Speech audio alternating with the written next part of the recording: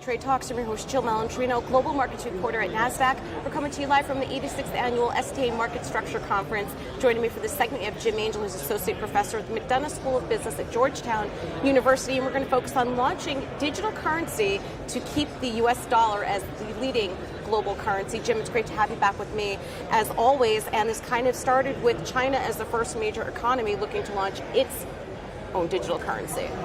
Right.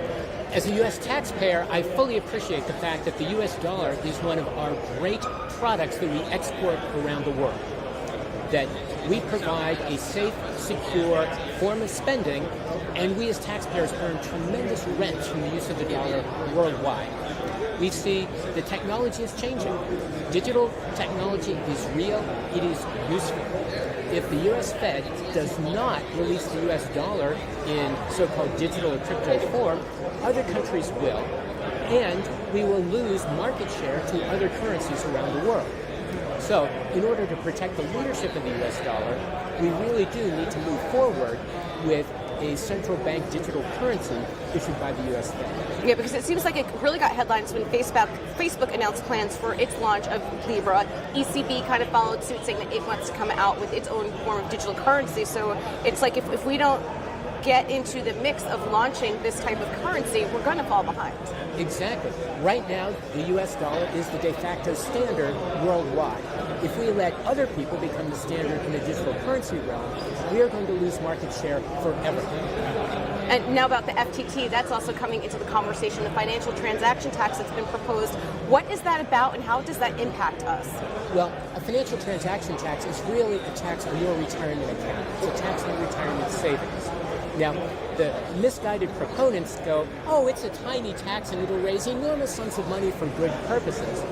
But any tax that raises a lot of money is going to have a huge impact on the economy. And the proponents of the tax don't really understand what kind of impact this is going to have. Right. So if you look at a low-wage worker who is struggling to make ends meet and save some money in his IRA account, chances are, if you look at a lifetime of accumulations, that person's balance when they go to retire will probably be around 8.5% lower than it otherwise would be, because this is the kind of tax that's insidious, because it compounds year after year after year. By my calculations, it's roughly an 8.5% hit, or a $20,000 hit on that low-wage worker's IRA account. So really, this is the kind of tax that has huge collateral damage far beyond what the proponents think they're doing with it. Right. They think they're taxing wealth, but they really aren't. They're really taxing your retirement. Right, and it does trickle down, because if the U.S. consumer spend is 70% of GDP, if they have $20,000 less to spend because it's been taxed, that's going to make shockwaves through the economy, is what it sounds like. In many different ways. Right. So, for example, if you tax trading on treasury bonds, that's going to push up the borrowing cost of the treasury. So the Treasury will be charging the tax on one hand and paying it out as higher interest on the other. And those higher interest costs are going to affect businesses, state and local governments. It's really a tax that, when you look at all the tendrils and all the impacts, it's no wonder that many countries have adopted this tax and gotten rid of it. We did it before in the United States.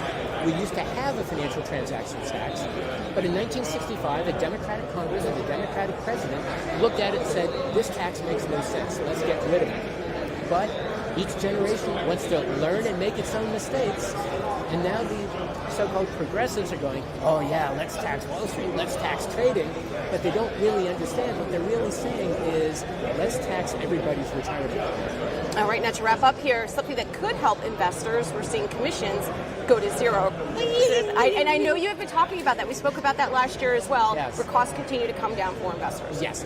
Clearly, as a retail customer, I'm celebrating today because my trading costs just went down even more.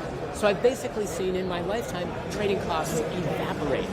I can remember when the minimum commission at Schwab was $55, and now it's zero. So the retail investor has never had it so good. All right, Jim, thank you so much for joining us as always. And thank you for joining me for the STA Annual Market Structure Conference. I'm Jill Malandrino, Global Markets Reporter at Nasdaq. Thank you.